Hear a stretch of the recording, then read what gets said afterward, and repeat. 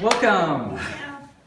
So my name is Sonia. I'm the founder and CEO of Neqtr. Yes. So Neqtr is a philanthropic-based dating app where we help people fall in love while saving the world.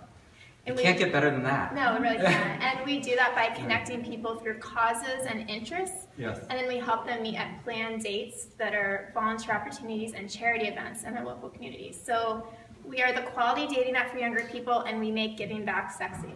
That is great. So you feel like you're doing something good. You're probably bonding with people who have very similar values Yes. to what you have. You Exactly. care about the same thing, which is really important. Yes. So there's a lot of dating apps out there. Of course. We know that. Tell us about other philanthropic dating apps. So there aren't a lot of philanthropic dating apps, in fact. Yeah. There's a couple of projects, but they're not apps. So Yeah. we are actually one of the only philanthropic dating apps to date. Okay. And so Are there any others? like I said, there's like projects, so there's like websites. There's one that came out that was called like Causes for You or something, Yes. but the UI was not Awful. intuitive. Okay. Okay. I'll just say that. So this is sort of a new space in the dating. it's sort of a new space, but I can see that there might be a lot of knockoff value in terms of what we're doing, because millennials are so passionate about giving back and changing They are, the world. right. And they're your audience anyway. Completely. And They're your people, customer. a lot of these other dating apps have a high bounce rate because people are either kind of embarrassed that they're using them. Yeah, they're just there to hook up or They're whatever. just and that model is extremely unfulfilling, and they're wasting their time, endless messaging. They're meeting creepy kind of people on there, and so Yes. they're trying to look for something better that's more fulfilling, and that's what we can bring to the market. Yeah, so it's once you're sick of Tinder And OkCupid and OkCupid and all these others, yeah. you come here. So have you looked at Coffee Meets Bagel? Yes. Yes. So, they're I would say they're kind of similar to you in that they're women. They really are making an app that would appeal to women. But they're not philanthropic. Right, and the thing about some of these other dating apps, a lot of them are coming out and doing the exact same thing. Yes. So there's a bunch, and that's one of them where they're kind of appealing to women mainly, and Yes. kind of almost helping guys become more lazy because they're putting women kind of in the driver's seat, and Yeah. we don't want to discriminate. Like, we want everybody to have a fair playing field. And the other kind of dating app that's coming out a lot is meeting through mutual friends on Facebook. Yeah. And we can see why that makes sense, but in the same way, would you want to be that mutual friend if that date goes wrong? That could just be extremely awkward. So I have a theory, and I've worked with dating apps before, and I think getting a friend to introduce you is really hard, because honestly, people do stuff that they want to do, and you might once in a blue moon make an introduction for a friend, but you really have to care about that friend. Oh, yeah. And if some other friend asks you, you're just like, oh, forget it, Yeah, you're like, it's I'm not weird. doing Like, that. I'm not going to be like, those don't work. No. I've never seen the introductions of friends works. I also, where you're asking the women to be in the driver's seat, I honestly think that women in general are been kind of spoiled not to have to be in the driver's seat. So, they're sort of conditioned to having the men do the heavy lifting and them being the choosers, But right? we kind of like the men. We like that gentleman aspect. We kind of Yeah. like the guys to come to us, and we kind of like that chase in a way too. So if we have to do all of the work, then As a woman, right? then like, what is that first date going to be like? What is that? Yeah, and that's exactly what I was saying. You Right. expect the guy and you like it when they... We Yeah, like it. Yeah. I mean, even if we are feminists, we still like it. So Right, at the end and of I the day- think guys would like it too if women would do it, But Yeah. honestly, most women won't, because they don't have to, right? Right, exactly. So it's sort of like the women don't have to, so they don't do it, and the guys are motivated through their hormones to do it, and so they do. So I think you're on the right track there. I think the social aspect is really key, like finding, we've seen dating segment along all these lines, along religion, around ethnicity, all these different sectors, and those have done well, right? So you get the eHarmonies of the world and all this stuff. They've done really well by finding those commonalities, but so you're going after a different one, which is the whole millennial thing, which really needs to be addressed, because everybody does want to do good in the world. Yeah. And how do you really know if they're a good person?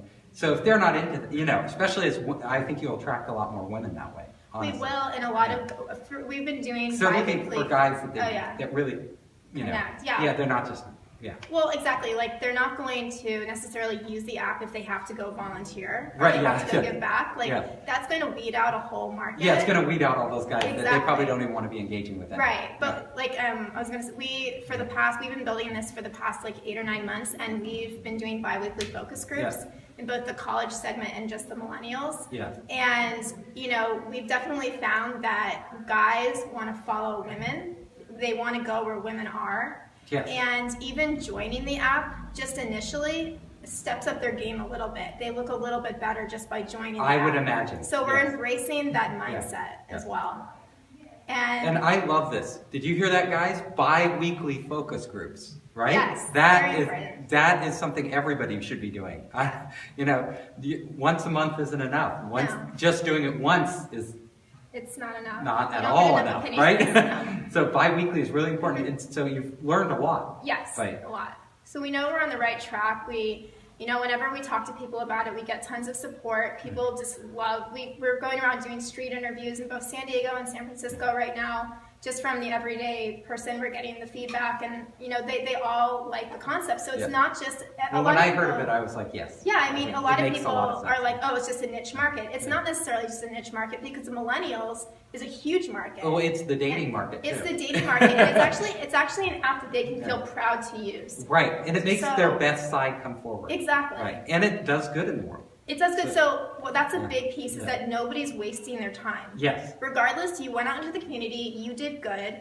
And so whether you resonate with that person or not, you still feel good, and at the end of the day, you did not waste your time. The beauty of that is, so you go help at a soup kitchen with somebody else, you meet them there, you get to know them, you're doing good work. At the very least, you did good. You both did good work, and if it doesn't work out, you still feel good about it, right? Exactly. That's not like, oh, I wasted my time talking to this guy who I have nothing in common with. Right, and if it does work out, maybe you have a shared passion there. And you have a shared activity, which is more important, because it's awkward going on a first date. Oh, it's extremely awkward.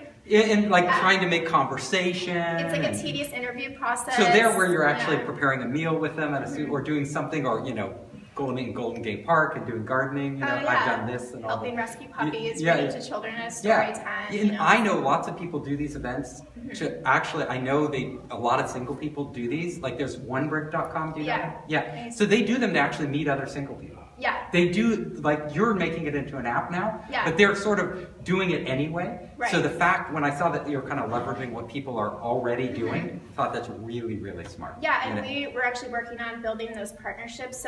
And I know because, I'm older, and I went there, just to do good, right? But then I saw all these young people, I'm like, why are they all here? Oh, they must want to meet each other. Because they want to meet quality people. Yeah, right. Exactly. They don't want to just go to, a bar and hang out or whatever. And I've run a lot of benefit events, and I found that there's a lot of young people that show up because they're hoping they'll meet a quality girl there or a quality guy. Yes. So there's a need for that. That they would really have something in common with and really care and be able to talk to. So that is, I think you're onto something big. Yeah. I think it's really smart. Yeah, and I mean, just in case anybody has an iPhone here, we did launch in the App Store last week. Yes. And so right now we have a couple hundred users, and we're already getting matches. We're already getting people that are starting to go on these dates. So we're already proving the concept. Can you partner with groups like One Brick and stuff? Yeah, we can. So they could get your app out in a big way. Yeah, we already have about 25 partnerships with nonprofits in San Diego and in LA, San Francisco. We're building out in Portland, Seattle. Go crazy, etc. Yeah, and so here, those One Brick, partnerships, there's a bunch of them. Yes, those they'll drive, because it helps them. They have a huge market. Yeah, it helps you. Who's single here? Raise your hands. Okay, we got some users there. Got some users. You guys got to get on. Amy and I will encourage you. Yeah, they'll make you. So yeah, you're gonna have a date, whether you like it or not. And do some good charity work. Yes. I don't know that you'll have much time this month to do a lot of charity work, but you can fit it. I can always fit it in. Yeah, I work like 80 hours. So. There you go. Okay, great. Thank you so much.